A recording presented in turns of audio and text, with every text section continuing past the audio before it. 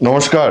পশ্চিমবঙ্গে বিধানসভা ভোটের আজকে সবচেয়ে বড় খবর হলো যে তৃণমূল কংগ্রেস বাংলা শাসক দল তাদের প্রার্থী তালিকা ঘোষণা করেছে, ক্যান্ডিডেট লিস্ট।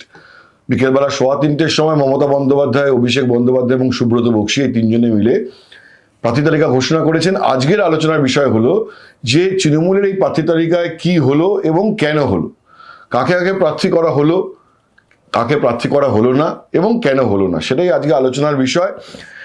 সেই আলোচনা শুরু করতে গেলে প্রথমেই বলতে হয় যে দেখুন, পশ্চিমবঙ্গের তৃণমূল প্রায় 15 বছর ধরে ক্ষমতায় রয়েছে।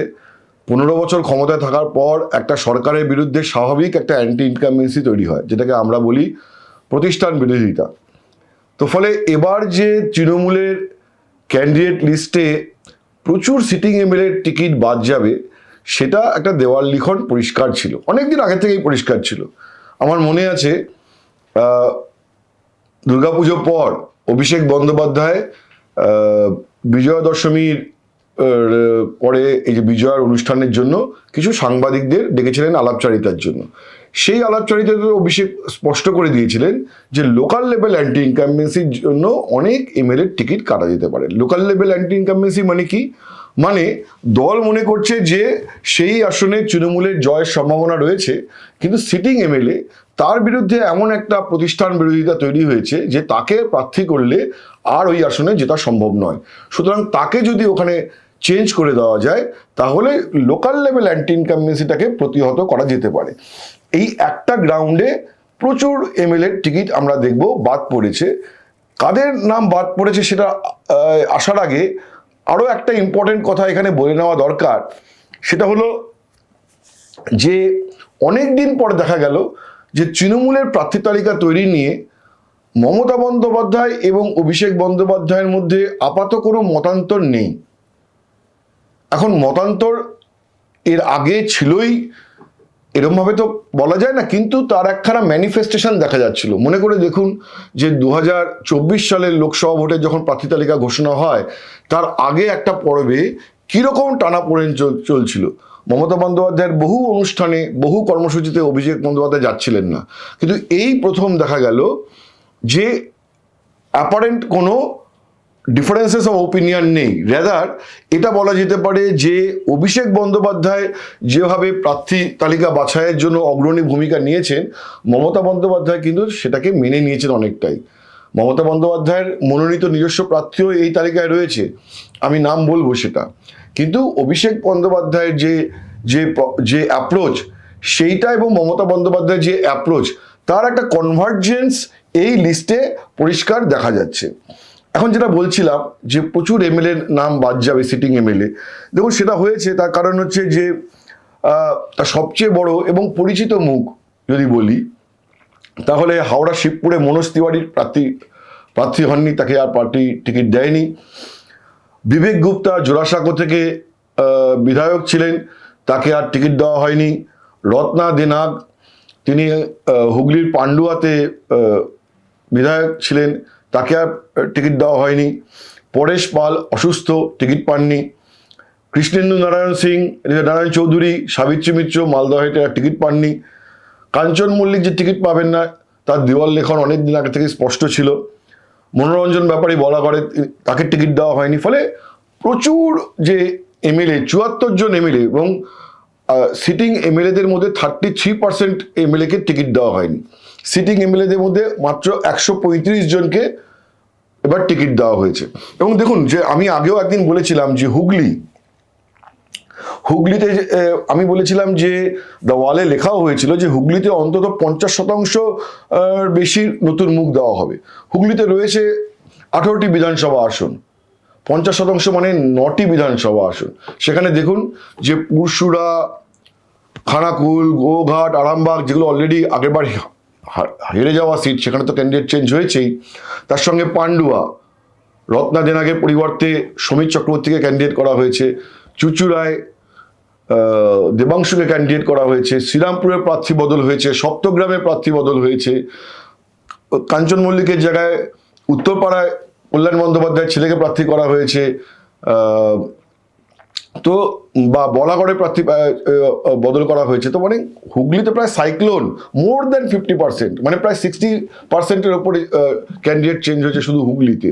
মানে হুগলিতে লোকাল লেভেল অ্যান্টি ইনকামবেন্সিটা এতটাই তীব্র ছিল বলে কালীঘাট মনে করে, ক্যামাক স্ট্রিট মনে করে। এবার দেখুন যে প্রায় 15 জন বিধায়ক সিটিং এমএলএ তাদের কিন্তু কনস্টিটুয়েন্সি চেঞ্জ হয়েছে। কেন কনস্টিটুয়েন্সি চেঞ্জ হয়েছে? অনেকগুলো রসায়নের কারণে কনস্টিটুয়েন্সি চেঞ্জ হয়েছে। প্রথম কথা হয়েছে যে কয়েকজনের ক্ষেত্রে তো এরকম আছে যে তাকে যদি তার বর্তমান আসনেই প্রার্থী করা হতো তাহলে তিনি হয়তো জিততেন না, অথচ তাকে প্রার্থী করতে হবে কারণ তিনি দলের জন্য অপরিহার্য। এরকমভাবে 15 জনের বিধায়কের অন্তত সিট চেঞ্জ হয়েছে। ধরুন রত্না চ্যাটার্জি বেহালা পূর্বের বিধায়ক ছিলেন, অনিবার্য কারণে তাকে পাঠিয়ে দেওয়া হয়েছে বেহালা পশ্চিমে। সিট চেঞ্জ হয়েছে বিদেশ বসু, উলুবেড়িয়া পূর্ব থেকে তাকে পাঠিয়ে দেওয়া হয়েছে সপ্তগ্রামে। সিট চেঞ্জ হয়েছে সোহম চক্রবর্তী, অভিনেতা সোহম চক্রবর্তী, তিনি ছিলেন পূর্ব মেদিনীপুরের চণ্ডীপুরে, তাকে পাঠানো হয়েছে নদিয়ার করিমপুরে। এটা আমি আগেও বলেছিলাম, দ্য ওয়ালে খবর প্রকাশিত হয়েছিল, সেটাই হয়েছে। হুমায়ুন কবির, এই হুমায়ুন কবির হলেন যিনি পুলিশ কর্তা ছিলেন, আইপিএস অফিসার, তিনি ছিলেন ডেবরার বিধায়ক, তাকে পাঠিয়ে দেওয়া হয়েছে মুর্শিদাবাদের ডোমকলে। তো এরকমভাবে বহু সিটে 15টা আসনে বিধায়কদের তাদের আসন থেকে বদলে অন্য আসনে প্রার্থী করা হয়েছে।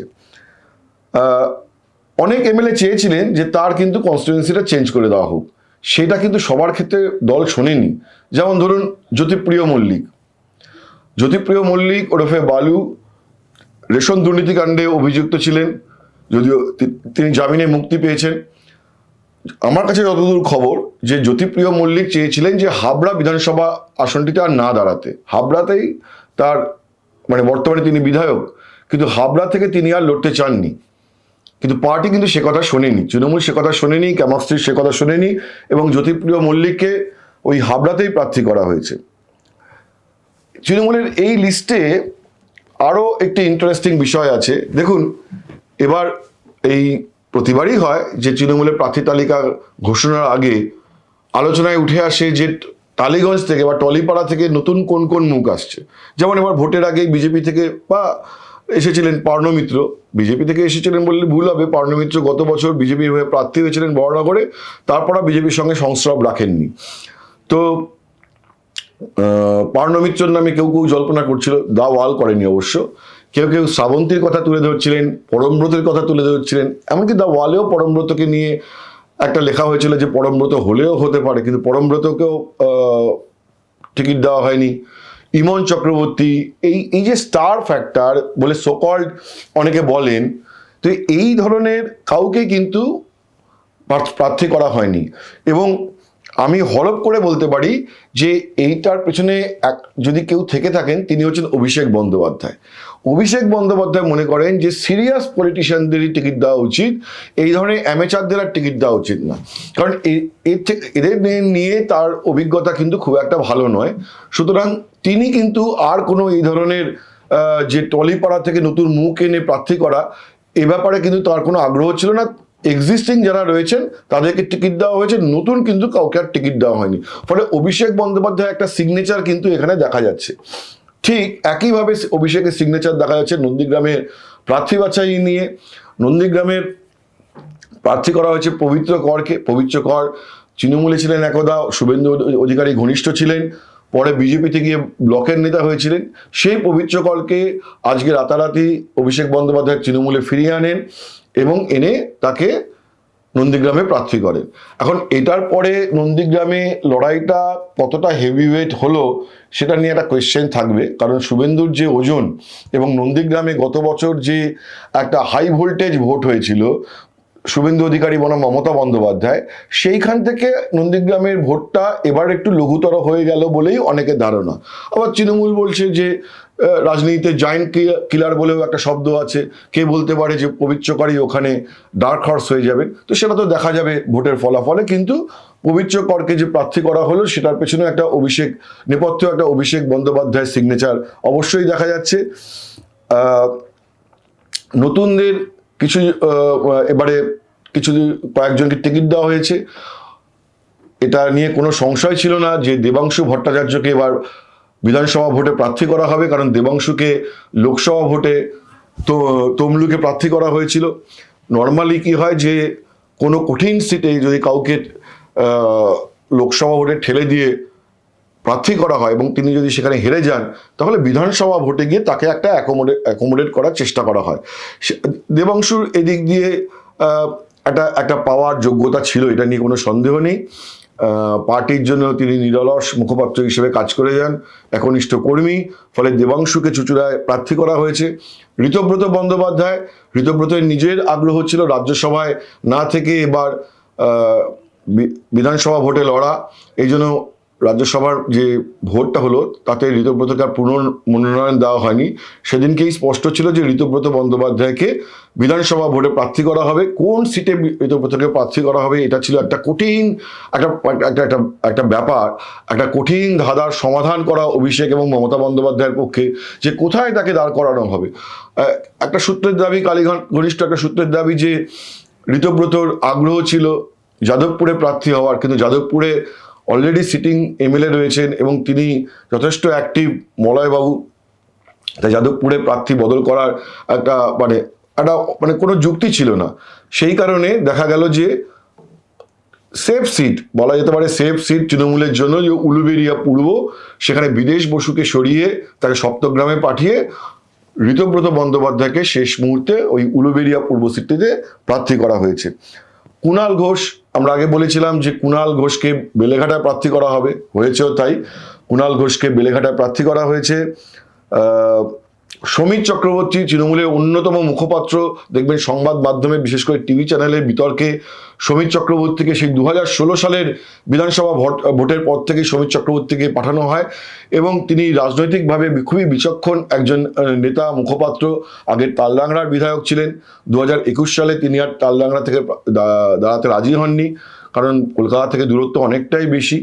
সেই সমীর চক্রবর্তীকে পান্ডুয়াতে প্রার্থী করা হয়েছে। শুভাশিস চক্রবর্তী, এক সময় তিনি ছিলেন মমতা বন্দ্যোপাধ্যায়ের ইলেকশন এজেন্ট। শুভাশিস চক্রবর্তীকে পরে রাজ্যসভায় পাঠানো হয়েছিল। তারপরে শুভাশিস চক্রবর্তীর দক্ষিণ 24 পরগনা জেলায় সংগঠনের দায়িত্ব ছিলেন। সেই শুভাশিস চক্রবর্তীকে প্রথমে বলা হয়েছিল সোনারপুর দক্ষিণ, এবং তখন বলা হয়েছিল লাভলি মৈত্রকে বেহালা পশ্চিমে পাঠানো হবে। শেষমেশ পরিবর্তন করা হয়, শুভাশিস চক্রবর্তীকে পাঠানো হয়েছে বেহালা পূর্বে এবং লাভলি কে সেই সোনারপুর দক্ষিণে প্রার্থী করা হয়েছে। তৃণমূল ছাত্র এবং যুব নেতা চিরাঙ্কুরকে, তাকে নোয়াপাড়ায় মঞ্জু বসুকে টিকিট না দিয়ে তাকে প্রার্থী করা হয়েছে। এটাও অনেকটা স্পষ্ট ছিল যে তাকে প্রার্থী করা হবে। আর হচ্ছে ঘর বাপসি, এই যে অভিষেক বন্দ্যোপাধ্যায় বলেছিলেন যারা বিজেপিতে চলে গেছিলেন গত ভোটে, তাদের ফিরিয়ে আনার পর প্রায়শ্চিত্ত করতে হবে, অন্তত 3 বছর 4 বছর প্রায়শ্চিত্ত করতে হবে। এই প্রায়শ্চিত্ত সম্পূর্ণ করার পর রাজীব বন্দ্যোপাধ্যায়, প্রাক্তন মন্ত্রী, প্রাক্তন সেচ মন্ত্রী, প্রাক্তন বনমন্ত্রী, এবং সব্যসাচী দত্ত, বিধাননগর পুরসভার প্রাক্তন মেয়র এবং বর্তমানে চেয়ারম্যান, তাদের দুজনকেই প্রার্থী করা হয়েছে। আজ থেকে প্রায় 9 মাস আগে যখন সব্যসাচী দত্তকে